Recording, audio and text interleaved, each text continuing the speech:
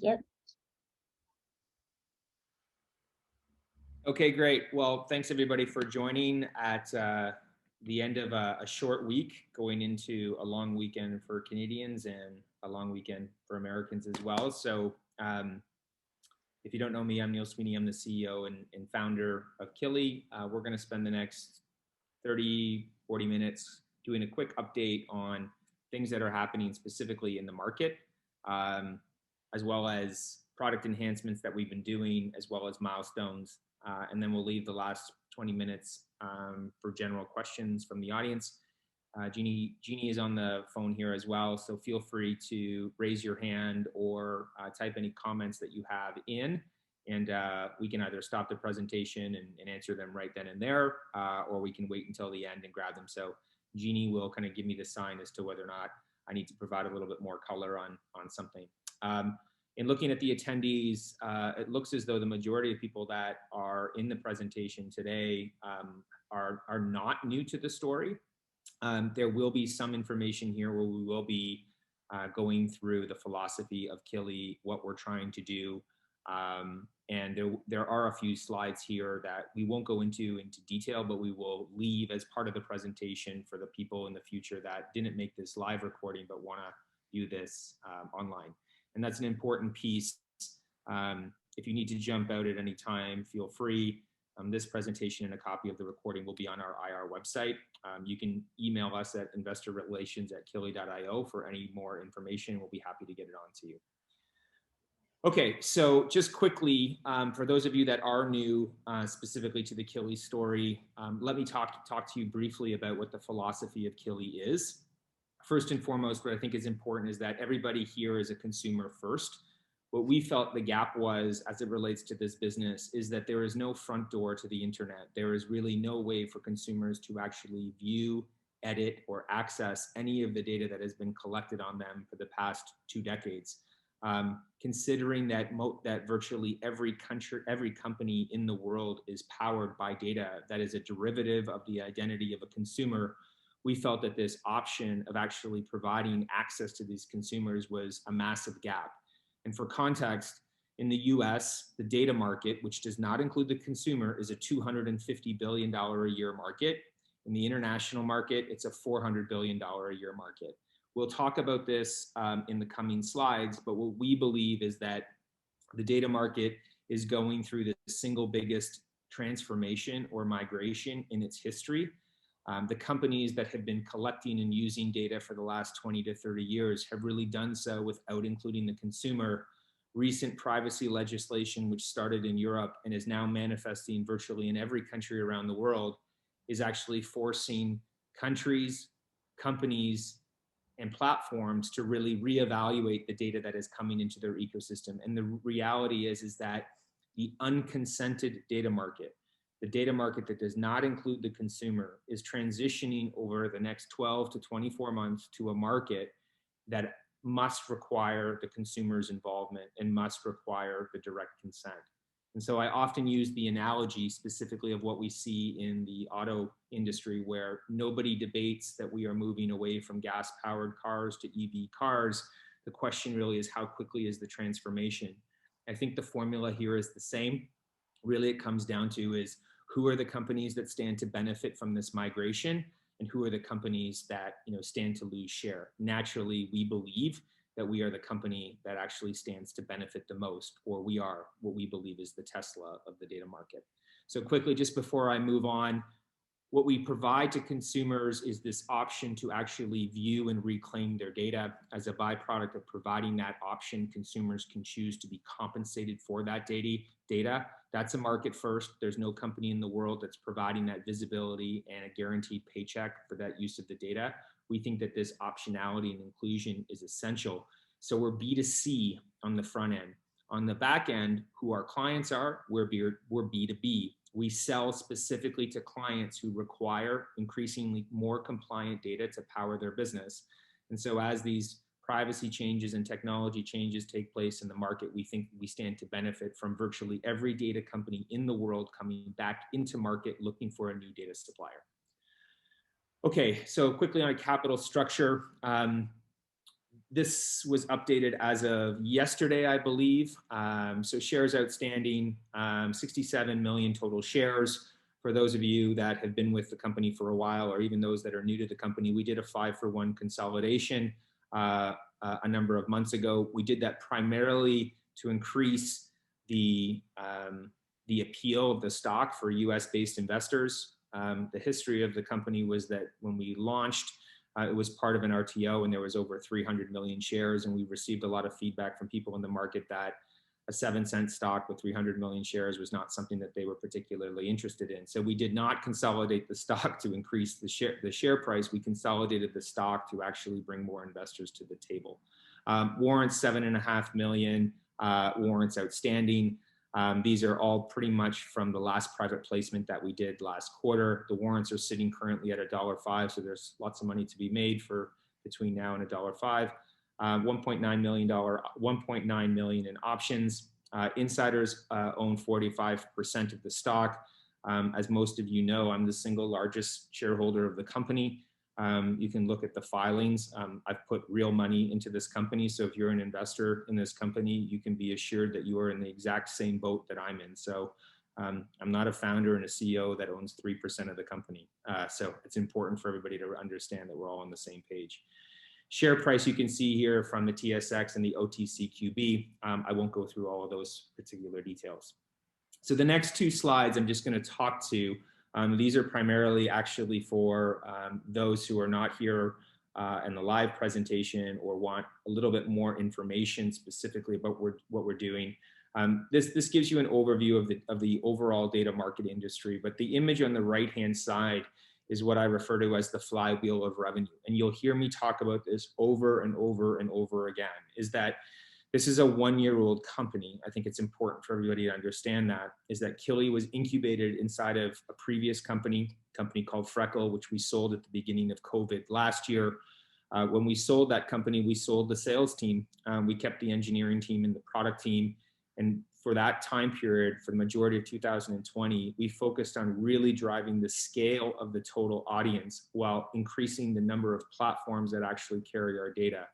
And the reason for this is because having been in the data market now for over 20 years and knowing virtually every data company in the market, if you want to sell data, you must have scale. If you have scale, you must have distribution. And last but not least, the most difficult thing to do in the data market today is actually differentiate your data. If you have scale, if you have distribution, and you have uniqueness, these are 3 tenets into drive demand.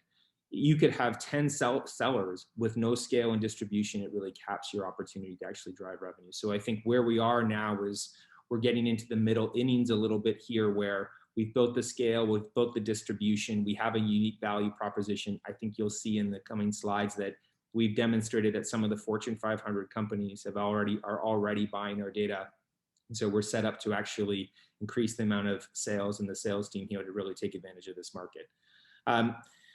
I don't think we need to go through all these pieces here on the left-hand side. I would like to draw everybody's attention to this notion of privacy. I won't bore you with all the acronyms of various different privacy legislations. The takeaway here is, since the General Data Protection Act that came into effect 2 years ago in Europe, pretty much every country, state, and province has been reformatting their privacy law to include the consumer.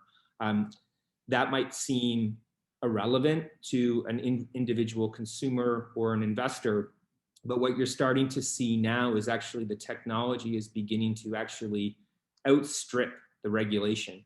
Recent moves by Google and Apple and others are actually pushing the envelope and accelerating this move towards a privacy-driven market. What we believe is, as I said earlier, is that the entire market has to pivot to a consented market. We believe that we're the company that stands to benefit from that. Naturally, I'm biased, but we think we're further ahead than anybody else as it relates to this industry.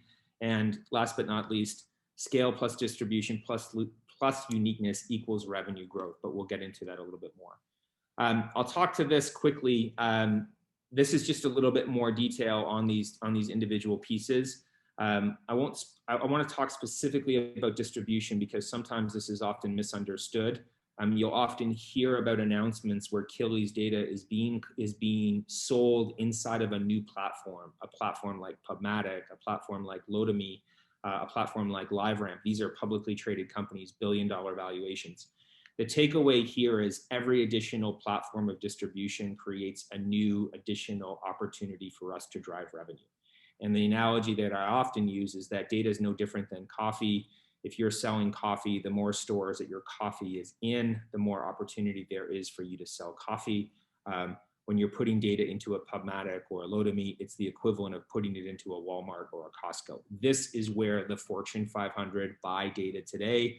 They buy it at scale. If you have your data there, when they're looking to migrate from an unconsented source, that's how you pick up the share.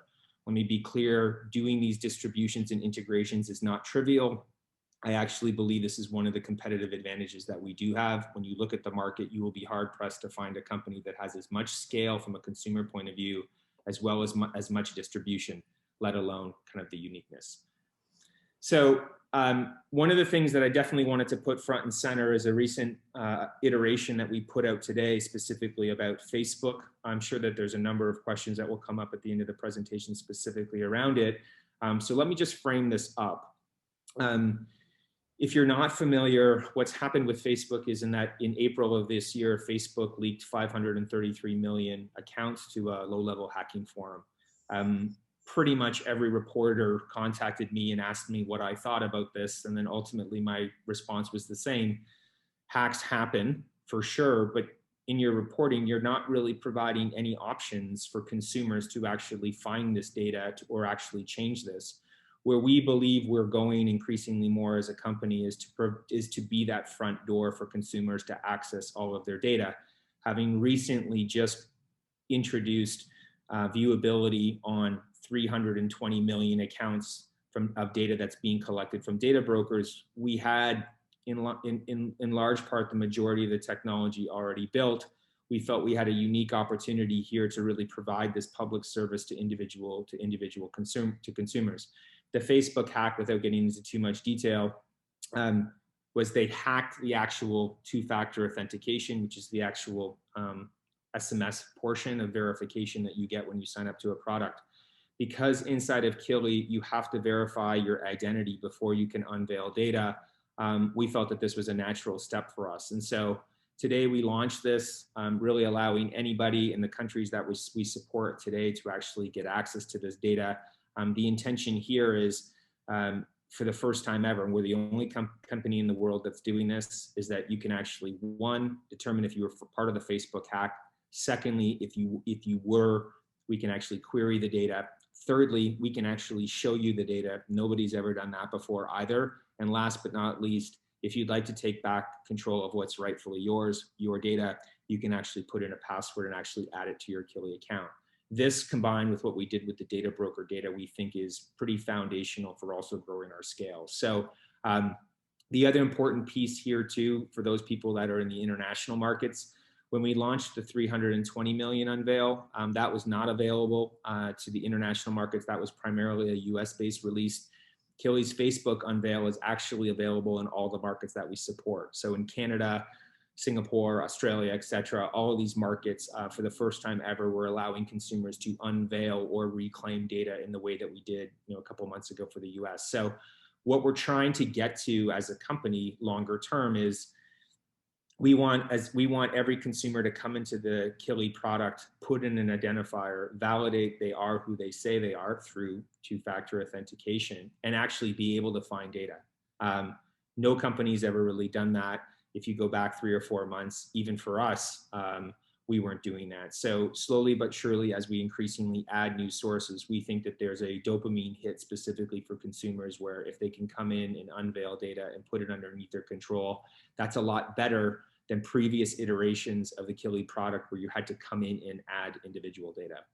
A couple of quick metrics on this specifically is that, naturally, this increases the number of consented accounts inside of the Kili ecosystem. We've made it very clear that you can get this service without having to become part of the Kili ecosystem. but we feel quite confident that after seeing the service that we provide, that a lot of these individual consumers will vend in, and then also query to see if there's additional data, such as data brokers. As I mentioned, it expands the Unveil to international markets. This is a zero cost per acquisition for us from a user perspective. This is an important metric because in the early stages of Kili, when we were onboarding individual consumers into the product, what we found was that it was incredibly expensive, which ultimately was going to hinder our ability to scale. We'll talk a little bit about that in 2 more slides. And then last but not least is our goal here is, as I mentioned, is to increasingly, allow every consumer that comes into the product to actually find data. The hope here is just with Facebook alone, we hope that 40% of consumers that come in here will be able to actually unveil data.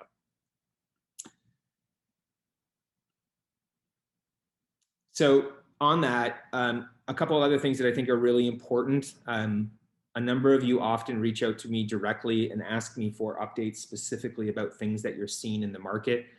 I think probably half of the people on the call today have asked me about what do the changes in Apple mean to the Kili ecosystem. These are all good. Anything that impacts privacy is good for Kili. That's the takeaway. For any of you that are on an iOS device, I'm sure you've seen a modal window asking you if you'd like to be tracked on other applications. The important piece about that is that the large number of consumers, or the majority of consumers, in some cases 95% of consumers, have said when asked if you would like to be tracked, most people say no. To me, this is a validation of what we've been working on for the past 2 years, and what we're starting to see is companies like Apple, who've taken an iconic logo and actually changed it to a privacy symbol, is further evidence that the market is moving increasingly towards privacy. So a couple of iterations, this notion of Apple 14.5 or Apple 15, forget about the numbers. What does it mean? Removing the mobile identifier is an enormous component, is enormous impact on the industry. As a company, we used to have a parent company called Freckle that had a dependency on the mobile identifier to run its business. We sold that business. One of the main reasons we sold it was because we were worried about the mobile identifier. What's happening right now is exactly what we predicted, in that the mobile identifier was actually going to be hidden, which means that any company that relies on the mobile identifier is going to have to find a new source. The good thing for us is Kili is, one, we know all the companies that rely on the mobile identifier, and we can provide them with a net new identifier so that they can continue to run their business.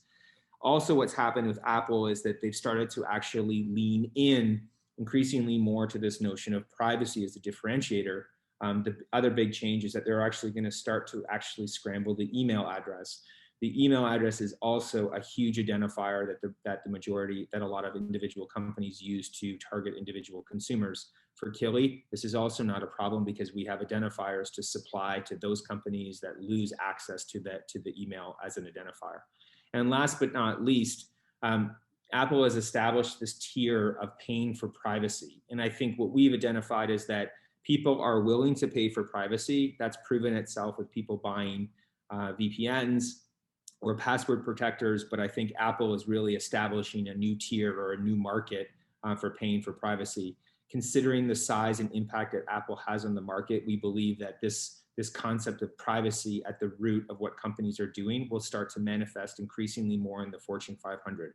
That's also really good for us. Not to be outdone, what we've historically said as it relates to the market is Apple tends to lead. They can do that because they don't have an advertising market, and Google tends to follow. Google's getting increasingly aggressive as it relates to privacy, similar to Apple. Google is now also removing the mobile identifier from the Android ecosystem. What this means is that in short order, your ability to actually track anybody on a mobile device through an application is virtually nil. And considering that that is increasingly where more and more people are actually toggling and consuming content, it's not a small deal. Android also has about 20% of the global market share. You probably saw 2 weeks ago or a week ago that Google has delayed the removal of its cookies. I think the important thing is that we think that they're doing this primarily until they get better visibility on antitrust. They will get rid of the cookie, the third-party cookie. And the reason that they will do that is because it will force more people to actually buy products specifically from Google and not from additional publishers like the New York Times or the Wall Street Journal who have a dependency on the actual cookie to run their business. The important thing about the third-party cookie is it is the oxygen of the internet and publishers. Any independent publisher, whether you're the Globe and Mail, the National Post, the Wall Street Journal, or Vox Media, has a dependency on the third-party cookie to run its business. I was predicting that with the third-party cookie being removed, that 50% of publishers would be bankrupt in the next 12 months. I think that the regulators started to realize that and started to put pressure on Google, and so they're pausing for now, but they will do it. A couple of other things that are happening is the antitrust rhetoric and the lawsuits are increasing. One of the big ones that's happening right now is the $5 billion tracking lawsuit for Google taking data from their Chrome browser when consumers are in incognito mode. If you're not familiar with that, Kili actually mentioned in that lawsuit specifically as the type of company that is providing solutions for consumers that are more ethical. In short, what we believe is that Google is becoming Facebook, a total walled garden where no data gets off of the island of Google and everything happens inside of the Google ecosystem. So for us, what we think is really important is that with these changes in the market, this with the combination of privacy, which we'll talk about in the next slide, are pushing more people into the market. This is all really good for us at Kili. The last thing I want to talk about on this, and then we'll get into some of the individual metrics, is this notion about regulation. Now, naturally, this can put most people to sleep when you want to deal with state-level privacy legislation or Canadian new anti-spam legislation. But the point is that since GDPR happened, every country in the world is really using it as a blueprint. And so I think what we've seen is that there was a very arrogant approach to privacy 2 years ago where people said GDPR is not relevant to us because it's European. That's not the case. The recent changes in Canada for new privacy legislation, as well as state-driven privacy legislation in the United States, is having an astronomical effect. So California has been leading the charge. It's a huge economy there. They've introduced 2 iterations to their privacy policy, CCPA and most recently CPRA. Both of these are just increasingly more and more stringent privacy laws. In the United States, Virginia and Colorado have also enacted privacy laws that are very similar to California. Now, there's a couple of things that I want to draw your attention to here. The first is there is no federally driven privacy law in the United States. The United States is by far and away the biggest data market in the world. It's probably also the most litigious. And so for companies operating in states like California, Colorado, Virginia, et cetera, knowing that data does not respect state boundaries and knowing that there is no federal law, what we predict is that what's going to happen over the coming 12 months is that you will see 50 individual state-level lawsuits focused on big technology companies who do not have a way to remain compliant. So if you think about who are the biggest data companies in the world, most of them are public. Most of them reside in California, so I'll let you do your own due diligence on that. The second thing that I wanted to draw your attention to was back to the incognito lawsuit that's taking place in the United States. Google took the stance specifically that consumers do not have rights to their data and that it is not their property. It is not their property. The Data Dividend Organization and others who actually were contesting that suggested that data is actually the property of the citizens, and that's the foundation of the individual lawsuit. There was a lot of money and lobbying against this. What's ultimately happened, though, is that federal judge in the United States has agreed that data is property. The impact of this is not to be underestimated. Why? Well, property is literally written into the US Constitution. If you can see this statement, property cannot be taken for public use without compensation. That statement from that federal judge ruling that data is property is setting the foundation for the data dividend and the universal payment rail, which we already have operational. So this, I think the combination of what you're seeing here from Apple, Google, and this privacy move is pushing increasingly people towards us. The last thing here is how does Kili stack up against the companies that are actually selling data today? And we've lumped them in as individual data brokers. The best way to think of a data broker, I call them headless data companies, and headless meaning that they have no consumer interaction. There's no UX. The privacy laws foundationally have these 5 components. So if you are going to sell data in the future, these are the things that you have to do. You have to provide consumers the right to access their data.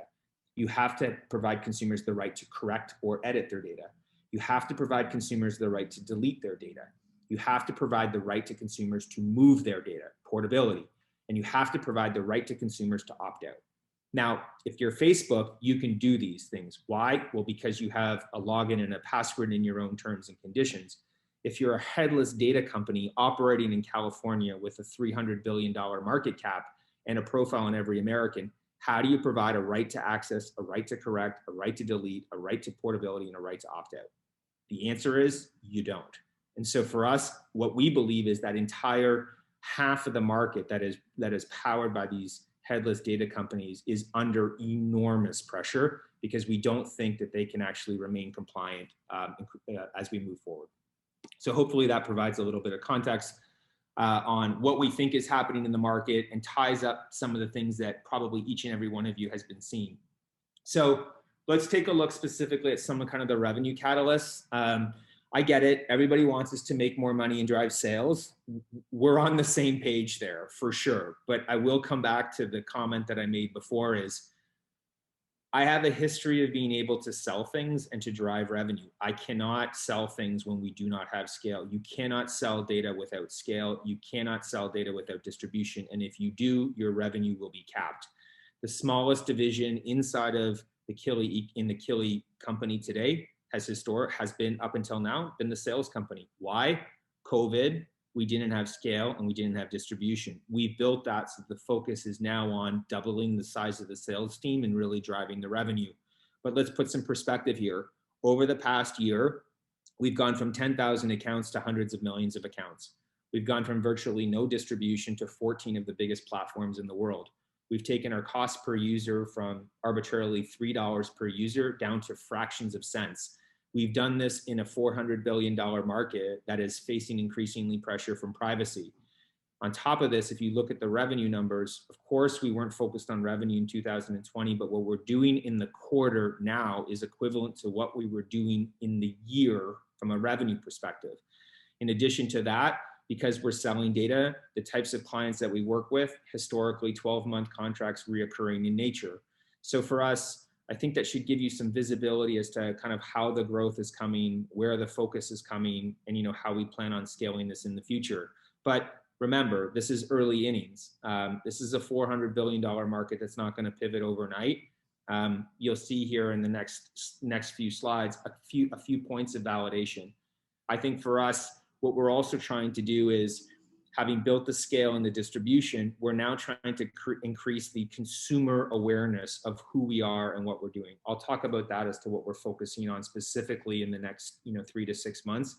But this introduction of Facebook is a pull metric, not a push metric. It allows consumers to come to us as opposed to us having to consistently go to them. You need to balance these two things if we're actually going to grow our business, and we feel that that's going to provide a lot of torque to our business. Now, historically, what I would do here on this slide is this would be full of a ton of logos. Instead, what I've decided to focus on really here is our brands that are new to the company this particular quarter. This is on top of brands that we already work with. So I put this up here primarily as validation. These are Fortune 500 companies operating in the data space today who have already done an evaluation on Kili and chosen to work with us versus other data partners. We already work with HP, Castrol, BP, Microsoft, and others. New this quarter from a point of view is Hasbro and Northwestern Bank. I'll come back to a little bit more of the detail here. From a platform perspective, remember, the more places that the data is in, the more opportunity there is for you to actually drive revenue. TrueOptic, Sovereign, PubMatic, these are all new companies that are ingesting our data on a weekly or monthly basis. TrueOptic is actually part of TransUnion, one of the biggest data companies in the world. Kili's data is sitting inside of it, allowing people the opportunity to buy it efficiently and at scale. And then last but not least, TrueData, Unicast, Placer, these are companies who've made a decision to ingest data from us on a daily basis. These are annual contracts that we've actually put in place. So I think the takeaway here is that, one, we're constantly adding new clients. These are not Joe's hot dog stand. These are Fortune 500 companies that we're actually working with. The majority of these contracts are reoccurring in nature, and they go on top of the clients that we've already brought in and are recurring clients, including Nielsen, Microsoft, HP, LiveRamp, Lotame, and others. So hopefully that gives you the confidence that we're on the ground floor, but growing quickly. So from a revenue KPI point of view, what's the gap? It's bandwidth, quite simply, is that it's not as simple as you put 3 new sellers on the team and they get out of bed and start generating revenue. But what we've been doing now, where our focus is really adding more people to the sales team. This quarter, we're trying to double the size of the sales team to take advantage of all the distribution and scale and momentum that we have in the market. We cannot service the market with the size of the sales team that we have, but adding those salespeople before today, when we didn't have distribution and scale, we would have been just burning cash, and we really wouldn't have been successful in that. I mentioned before that, from a quarterly revenue perspective, it now equals what we did in all of 2020. It's a small number, I get it. We want that number to grow, but if you're looking for me to kind of project that we're having the $1 million quarter, that's not happening. I think what I can tell you is that the revenue is going to continue to grow, the number of clients will continue to grow, and the platforms will continue to grow, and that's how we're focusing on it. Also, again, a good catalyst here is that the number of paying customers for us increased 101% Q4 to Q1. So all indications are if when we actually add increasingly more distribution and capacity in the sales team, that we actually, we should be effective in actually driving increasingly more revenue. So the goals for the next, 3 to 6 months, I mentioned this before, but really doubling the size of the sales team and adding additional sales leadership. Increasing platform distribution at a rate of 2 per quarter. That's always been our goal. Maintaining existing clients while adding net new. That's pretty standard. From a product perspective, actually, let's talk about marketing. Now that we're through the Facebook piece of the equation, the next big focus is really on the launch of the new brand. So we've been going through a brand evaluation really for the last 6 months. And what I will caution everybody about here as it relates to a new brand is not a logo and a coat of paint. That's not what it is. The new brand is really an iteration of the product, which takes into consideration all of the learning over the last 12 months. So what we've identified is who is our best client, how are we going to drive revenue, what is the data that we need to show.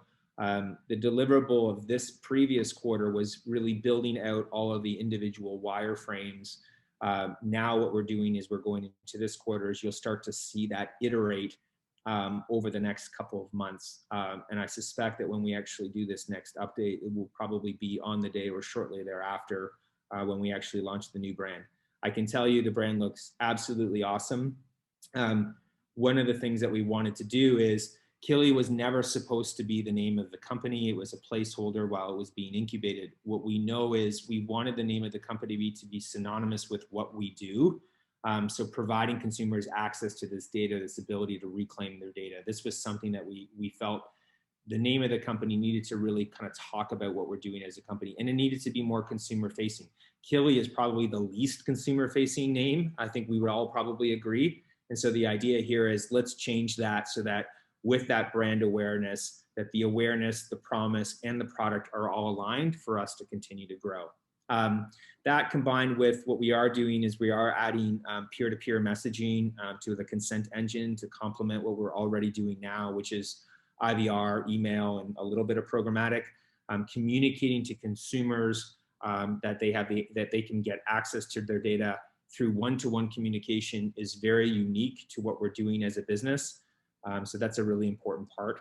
And then from a product perspective, I mentioned the consumer-facing brand. That is, the team is heads down on this for the quarter. We've got it already scoped out sprint to sprint.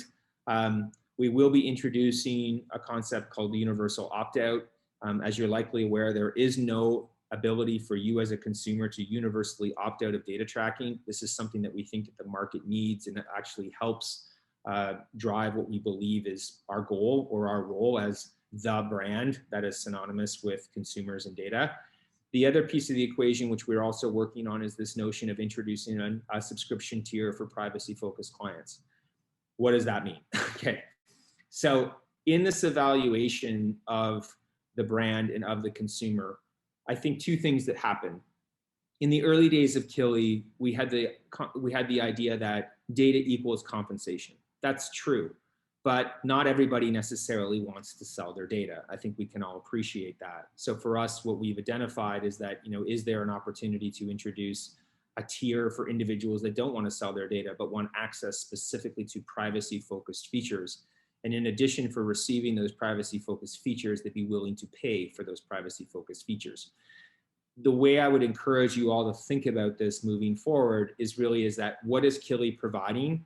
We're providing optionality to you as a consumer, first and foremost, to actually gain access to your data. Access is the bigger gap in the market than compensation. Compensation is a byproduct of access, not the other way around. Without access, there is no compensation. Provide access to as many consumers around the world to their data, good things happen.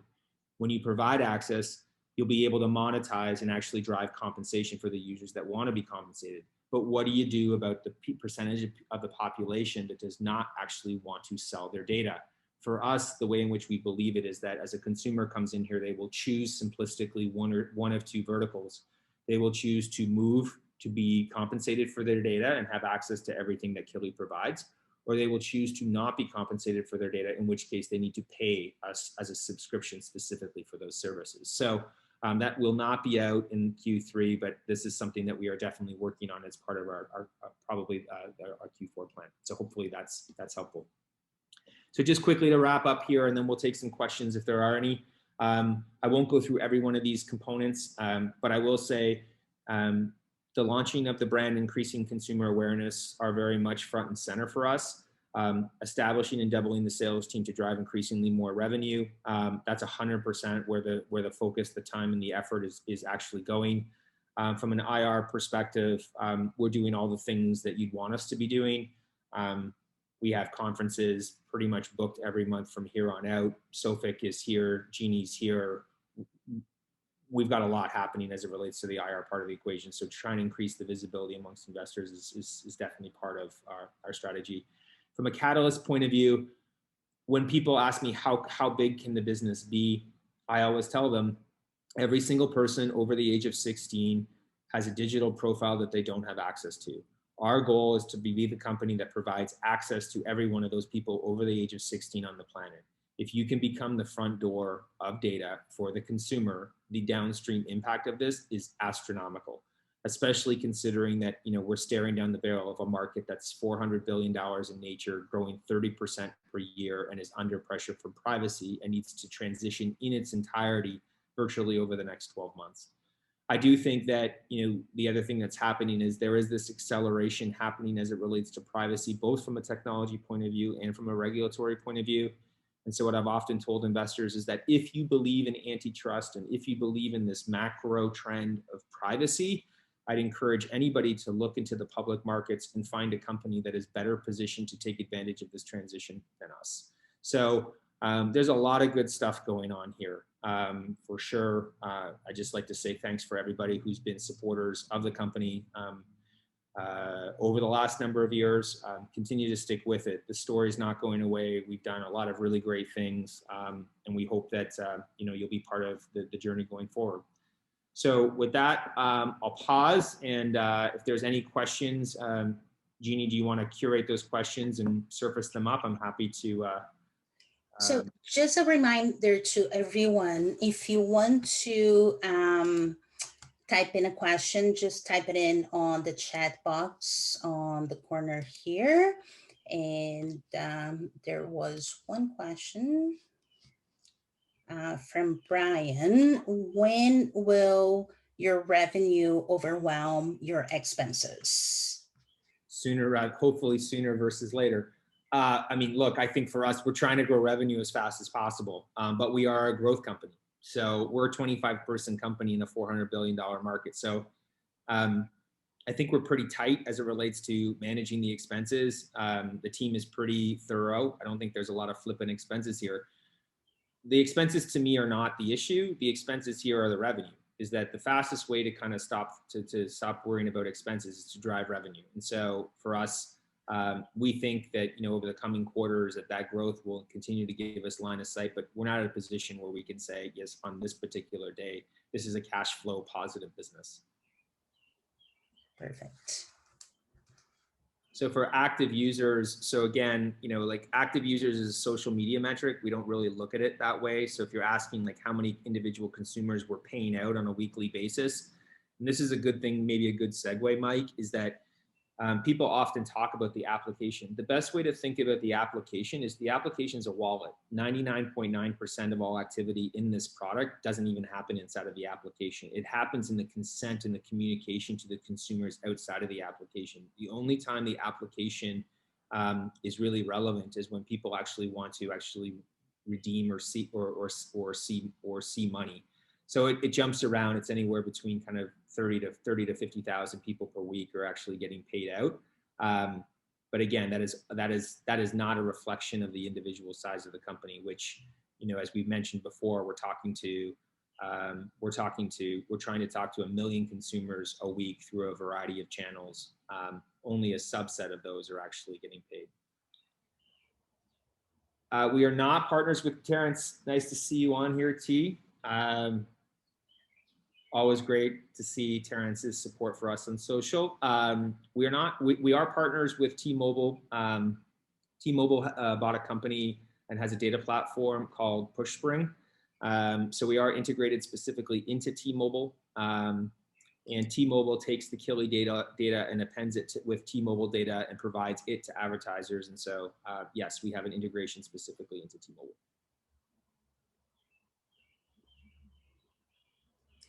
As it relates to Europe or Asia, Carlos, the plan is to go everywhere.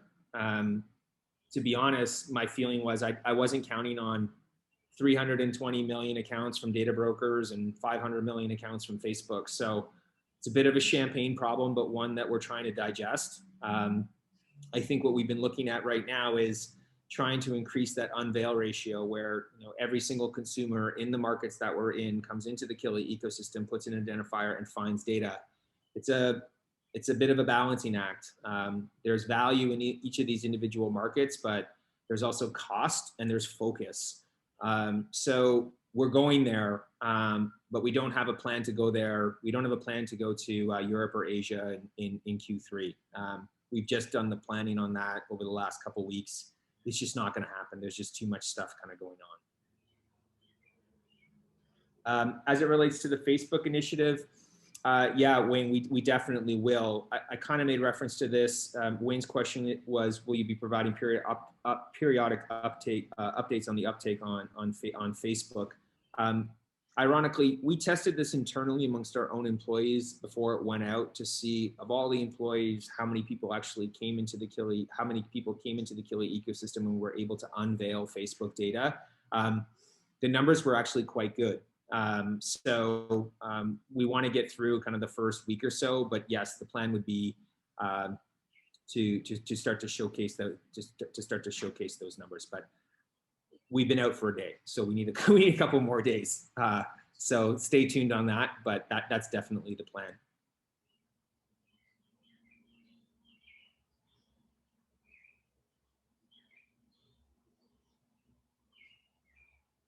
With Mike Bester has just had some questions regarding what will qualify as consent with current and pending privacy legislations. Quite candidly, depends on the jurisdiction.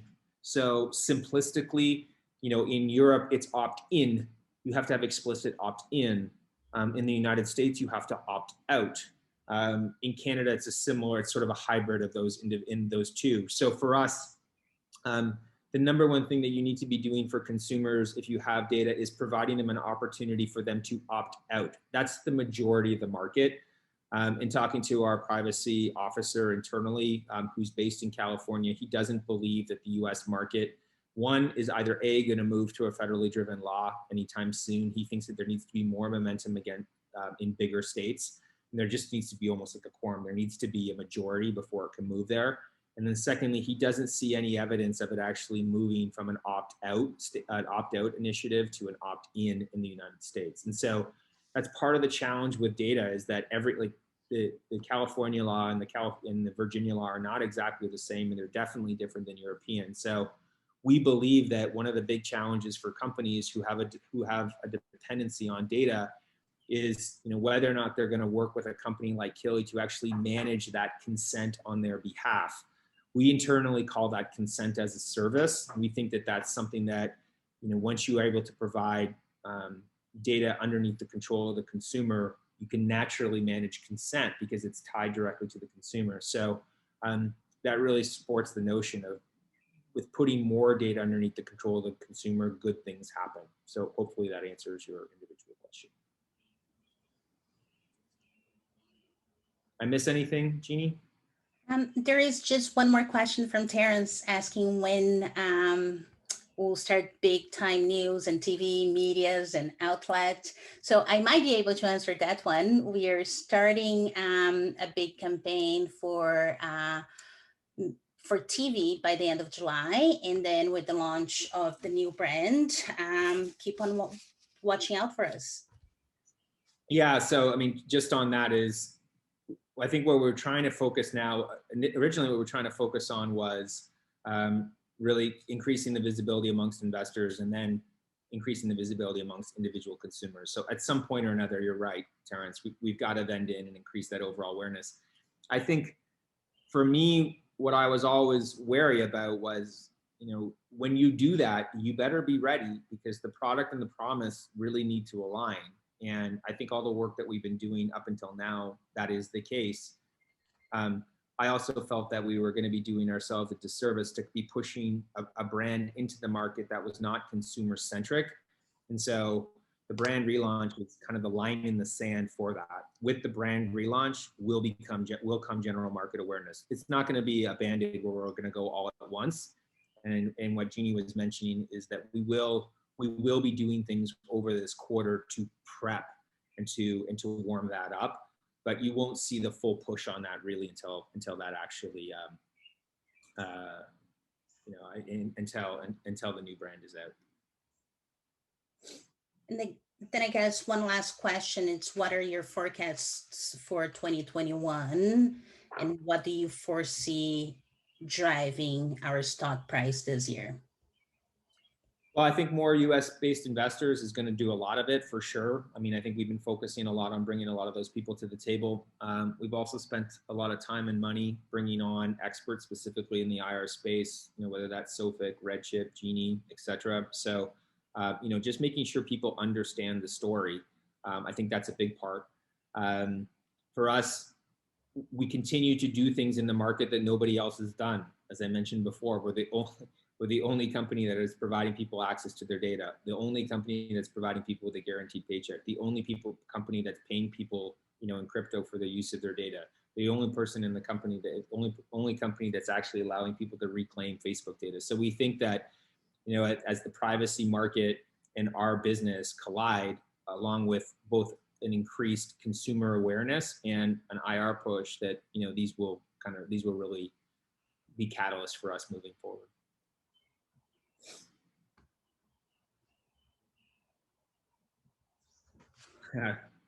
Thanks, Mike. Okay, so I hope that's great. I don't know if I've missed anything. If you have, we're always accessible. Feel free to reach out to myself or Jeannie. You can get us through investorrelations@kili.io. I'd also encourage you can always reach out to Marcel or Sean at Sophic as well. They've been with us for quite some time and they know the story intimately. Yeah, and as I said before, the presentation will be available on the IR website, and we are doing a conference next week as well. So if you're interested in participating in that and picking up where we're leaving off here, happy to have you there as well. And that information is also posted on the site. So with that, I'll let everybody go and enjoy their long weekend. Thanks everybody for your time.